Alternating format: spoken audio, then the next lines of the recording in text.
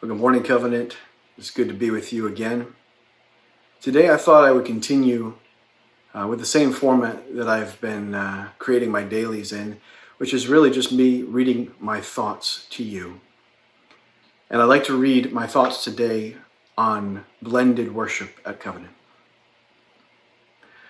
Blended worship simply means that in our corporate worship times, we incorporate songs from many different genres and time periods. It means we don't divide our gatherings based on musical preference. Now, there are many forms of blended worship that either lean towards one side of the continuum, either more traditional or more contemporary, how the songs are arranged, the musical style. And we have drawn the line at Covenant and defined our blended worship service to be blended in song choice, but not in musical style and arrangement. So even though we pull from many musical periods, many traditions in our music, all of it is set in a contemporary frame, which means a modern band and contemporary musical arrangements like a Hillsong, like Elevation, or the Gettys. But I am blended to a degree in how I arrange our music. So you'll notice from time to time that the music will stop and you'll just hear the voices. And those are some of my favorite moments, those a cappella, more traditional moments. And you'll also see sometimes on stage cello or violin, more traditional instruments. But all of that happens within the context of a contemporary band. I've had this question asked before, and you might be asking it now. Why all these careful and intentional decisions? Why not just do a traditional music service, a contemporary music service, and everybody's happy? I want you to look at this webpage of Adobe Stock that's coming on your screen now.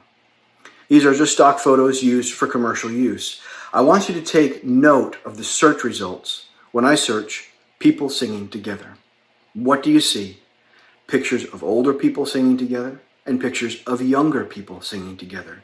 But I have yet to find one picture outside of a stock photo related to a choir in church that features those opposed tribes singing together. This is what the world expects and seeks and understands. And this is exactly why Peter referred to us as a peculiar people. Jesus said that it was this peculiar nature of his people that the world would know we are his, namely by our love for one another.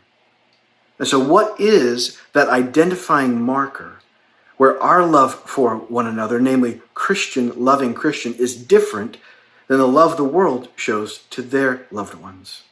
It's simply this: the unity in our diversity. The world understands a group of young people singing with cool lights and slick production, and the world also understands older people in pews singing old songs out of a book to an organ.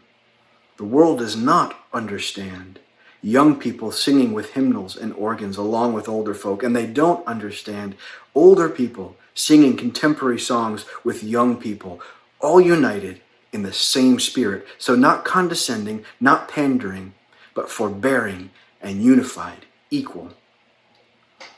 You see, the very first sign that Paul lists in Ephesians when he's talking about the signs of the Spirit was singing together. And included in those signs, those identity markers, is this. Right at the end, he finishes, submitting to one another out of reverence for Christ. Paul connects submission, forbearance of preference, whether musical or cultural, with corporate worship. You see, for there to be unity in our diversity, there must also be cultural distinctives.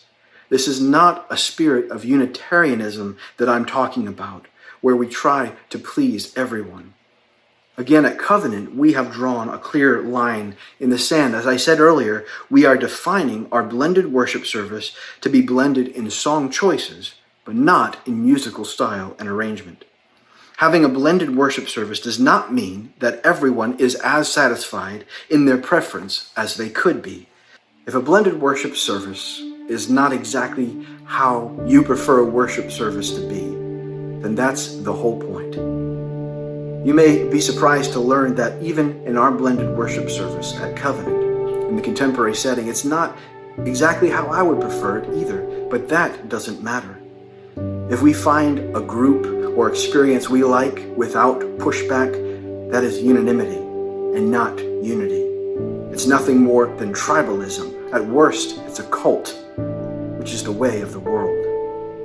You see, the church is made up of every tribe, of every tongue, of every nation, of every class, and Christ receives the most glory when that full picture is in sight. The full amount of witness that the church can give is in that unity, in diversity. We challenge the normal way of the world when we are that peculiar people. And that's why I lead a blended worship service. And that's why I will always seek to hold that tension in our services for Christ's greatest glory and for our greatest good. And I look forward to worshiping with you all again when we're together. God bless you.